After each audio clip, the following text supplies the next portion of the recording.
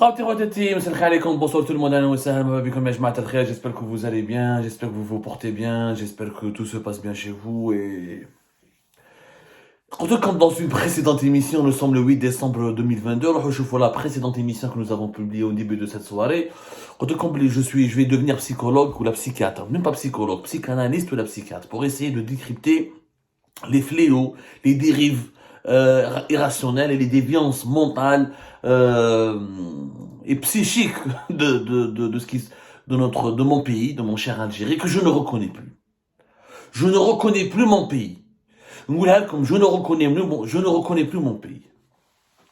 Alors, انا كان على بالي ماشي كان على بالي واش نقول كي شفت عبد المجيد تبون à la cérémonie d'ouverture de la Coupe du Monde au Qatar à Doha.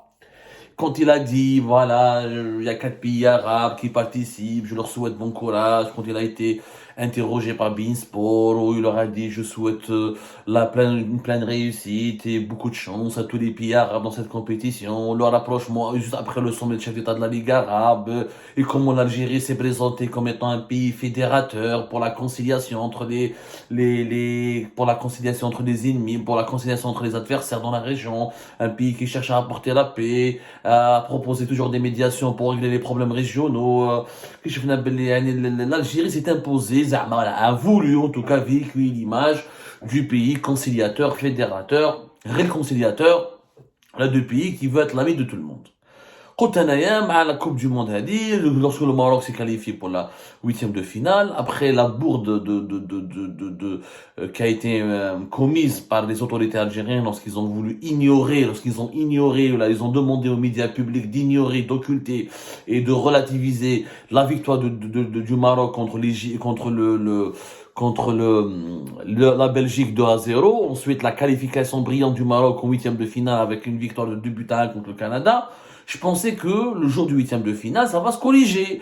Lorsqu'ils vont voir que le monde arabe entier, l'Afrique entière s'est solidarisée avec le Maroc, soutient le Maroc, juste après la brillante victoire contre l'Espagne, ex-champion du monde lui aussi, en 2010.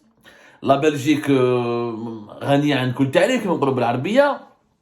elle était longtemps numéro 1 du classement FIFA des meilleures sélections nationales de football. Je me suis dit, après cette qualification quart de finale, les dirigeants algériens vont se raviser, vont se remettre en cause, vont oublier un petit peu leur marocophobie maladive, et ils vont se réveiller. Le Hamas, même l'Iran, le ministre des Affaires étrangères iranien, le chef de la diplomatie iranienne, a salué la performance de l'équipe marocaine et sa qualification en tant que pays musulman au quart de finale de la Coupe du Monde. Mais là, Kishif Beli Abdelmajid Tebboune n'a pas voulu réagir, qu'ils ont maintenu leur comportement, le même déni de réalité, le même mépris, la même hostilité, la même agressivité à l'encontre du Maroc. C'est une marocophobie, ils sont classe diagnostiqués, ils sont atteints de marocophobie avancée, à un stade très avancé. يعني ما كش واحد بعيد الشر عنده une tumeur cancéreuse ولا عنده الVIH ولا عنده une maladie infectieuse très grave ولا عنده le Covid-19, les formes les plus graves de la Covid-19. لازم له une période de réminiscence, لازم له des soins très intensifs. Les dirigeants algériens, il leur faut des soins très intensifs pour guérir de cette marocophobie maladive. Mais je m'attendais pas au dernier coup. L'khra. J'essaie d'analyser et je me suis dit, là que c'est une fake news, là que c'est un coup monté, là que c'est une simple rumeur, là que c'est c'est juste une propagande véhiculée par certains médias sociaux en Algérie. Et finalement, c'est une information vraie. La DGSN, la police algérienne, a réellement annoncé, elle a organisé une émission avec le NTV dans laquelle elle révèle avoir démantelé un réseau de pédophilie qui serait commandité par le Maroc et par les autorités marocaines. Subhanallah ya Rabbi. Après les feux de forêt de la Kabylie, après le financement des mouvements terroristes comme Rached et le MAC, après le complot contre la sécurité nationale avec l'appui des Israéliens, après tous les coups bas contre l'Algérie qui ont été attribués au Maroc, Après le trafic de drogue et le Maroc qui inonde l'Algérie de drogue, maintenant c'est le Maroc qui veut détourner et violer les enfants algériens. شوفوا يا جماعة نقولها لكم من درك أنا عبد السمار. Je ne suis pas un Marocain ni un pro-Marocain. Je suis je suis pro-Marocain je suis qualifié de pro-Marocain à tort depuis Alger parce que je défends l'amitié entre les deux peuples, une réconciliation entre les deux peuples. J'ai un regard aussi critique sur le Maroc. D'ailleurs, j'ai participé à une émission avec des amis marocains que nous avons diffusée. J'ai fait un long débat de presque 3 heures avec des influenceurs marocains sur la situation du Maghreb et sur la politique extérieure et certaines questions politiques liées au Maroc et qui impliquent des responsables marocains. Vous allez voir que j'ai un regard très critique, lucide mais critique. نقول لكم من درك انا لي ماروكان ما خلصوا لي دار ما عطاوني فيلا في كازابلانكا ما عندي فيلا في مراكش ما عندي فيلا في طنجي ما خلصوا لي والو ما عندي aucune relation directe ولا indirecte avec le système marocain. Ce que je suis en train de dire là, je le dis parce que je suis un Algérien, jaloux jaloux et soucieux de l'intégrité morale de son pays, soucieux de l'intérêt général de son pays, jaloux pour son pays et qui défend avant tout son pays. Mon pays, il est d'abord victime de ses dirigeants, qui sont des fous. خلاص ما بقاش ما dans un débat de dictature, de la nature du système politique, absolutiste, dictature militaire, régime civil déguisé, monopole de l'armée, la primauté du militaire sur le civil, le monopole du pouvoir par l'armée, toutes ces questions, c'est bon, ils ont été relégués au second plan. Maintenant, le dans une dimension psychiatrique. Nous sommes dirigés par des malades. Ce sont des malades mentaux. Tebboune et son entourage ne sont que des malades mentaux. Il n'y a pas une autre explication. On ne peut plus faire du journalisme. Il y a une timing juste après la brillante qualification du Maroc au quart de finale. Le monde entier a salué le Maroc. Des manifestations dans plusieurs pays à travers le monde en faveur du Maroc. Les dirigeants du monde entier qui ont salué le Maroc, qui ont adressé leurs félicitations du Hamas, de l'Iran, de l'Arabie Saoudite, des Émirats, de l'Europe, des 4 coins de la planète. Ils ont reconnu que le Maroc a réalisé un grand succès, une performance historique qu'il faut noter, qu'il faut encourager. Au moment où le peuple algérien partage la joie du peuple marocain. شفنا في les réseaux sociaux les cafétérias في شراكة في وهران في الغالب غير les cafétérias. Les Algériens ما يقدروش يخرجوا برا dans la rue pour manifester leur joie avec leurs frères marocains et leurs sœurs marocains parce que يحكموهم يرفدوهم ويضربوهم ويحطوهم في الحبس.